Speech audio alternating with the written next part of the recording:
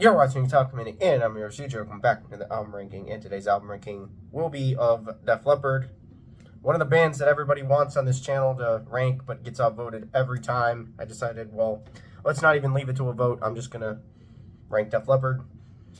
But yeah, I've been trying to avoid this because, yeah, I have some controversial takes on Def Leppard, and I consider them one of the best in new age of British heavy metal, so that might spoil a little bit about what will be the high, what will be the lows. But yeah, I will not be including because I just wanted to include albums with original songs, so that's not that on there. I've listened to it many times. It's a very good album, but yeah, I don't usually put covers albums on lists. So number 11, or my least favorite, is going to be X from 2002. Too poppy for my taste, basically a product of the 2000s when pop music was the rage and Def Leppard jumped on the wagon. Yeah, at least they kept the guitar solos. That is a big plus for this album. And yeah, most of the music of that time, the 2000s of rock, decided to cut away with the guitar solos, aka the new metal, like Linkin Park and that stuff. Yeah, still enjoyable, but not what I want to hear from Def Leppard. 8 out of 10. It's kind of starting off a little bit low for my lists, but yeah, this is basically like a pop album. Same thing with number 10, which is songs from the Sparkle Lounge from 2008, the one that followed this album. Like X, this is not what I like from Def Leppard.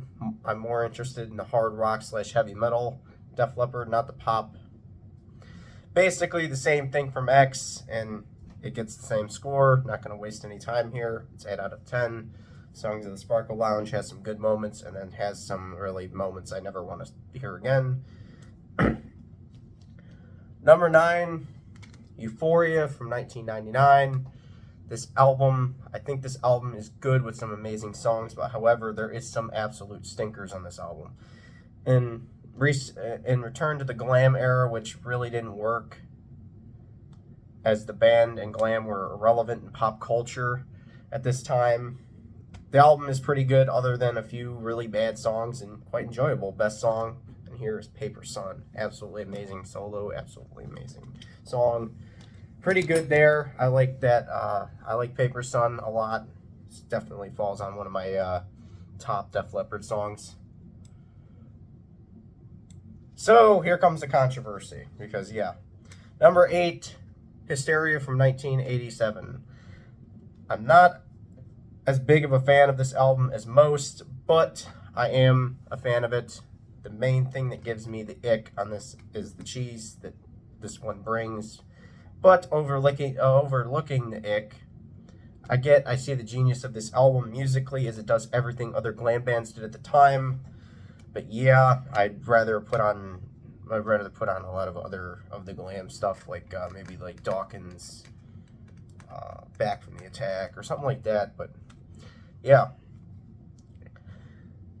maybe this is another reason. The radio also ruined this album, as half the album finds a home on butt rock and classic rock stations. Other than those songs, there are some absolute gems, especially Gods of War. Absolutely love that song, and one of the best Def Leppard songs of all time. But yeah, some of this album didn't really age too well, and I know I'm gonna get killed, but yeah, I just am not as big of a fan of the album as much as other people are, most of the fan base. Number 7 is actually going to be Slang. The last one, this one was a 8.7 out of 10. Still pretty high, still pretty good, but yeah. Number 7 is Slang from 1996. I was scared to re-listen to this one, as I really didn't like it years ago because of it being a grunge record, and yeah, I was kind of iffy on grunge mostly, and still am kind of. But I know I can appreciate the experimentation. Slang is a 90s product that is interesting and never gets boring, like other bands at the time did with this, the 90s style.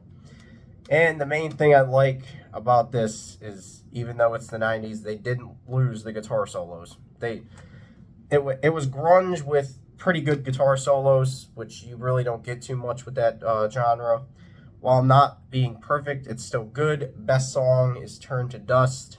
That whole, the whole sound of this song is epic. The whole sound of that song is just epic. So yeah, Slang at number 7 gets a 9.6. Def Leppard, number 6. The number 6 album on the list is going to be On Through the Night, the debut. The debut and one of the best new wave of British heavy metal records. This album is really an outlier in their discography, as there's no other album like it. It has a complete unique sound.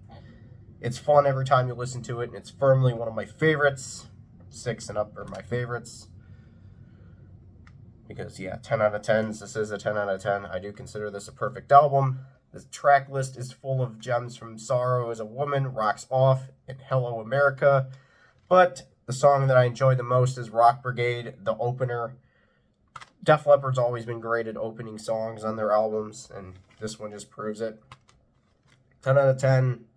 One of the best ones that they ever did. And yeah, top 5. Here we go with the top 5. Self-titled from 2015. A Back to Form and a fantastic rock album. Def Leppard really regained the sound that they had lost and brought some great stuff to the table with this one. In 2015, when I seen it would be a self-titled, I was like, oh shit.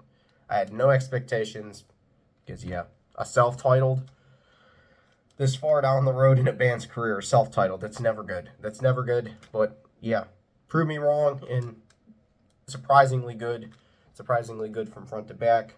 Best song here is Man Enough. Another 10 out of 10.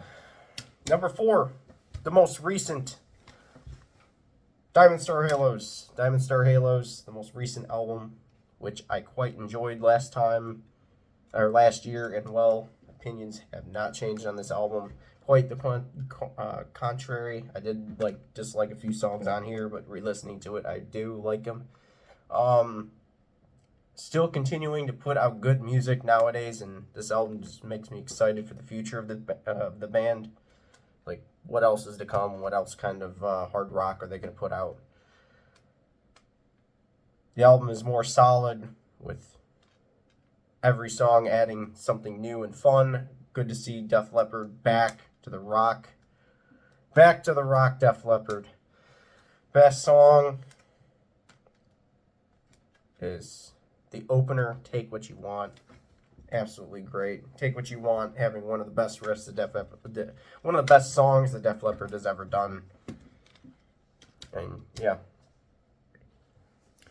Number 3, and there's a reason why Journalized from 1992 is one of my favorites. Most fans overlook this album for some reason, because it's kind of after Hysteria that came out, and how big that album was, and like this one just really didn't hit the heights of Hysteria.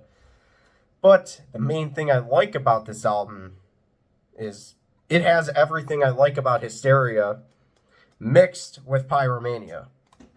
Basically, it has that sound of Pyromania, but like the soloing and the like glam era solos that Hysteria had, and that's one of the main things I like about this album. The songs are in the style of early 80s Def Leppard, with the guitar solos of Hysteria, with less of the cheese of Hysteria.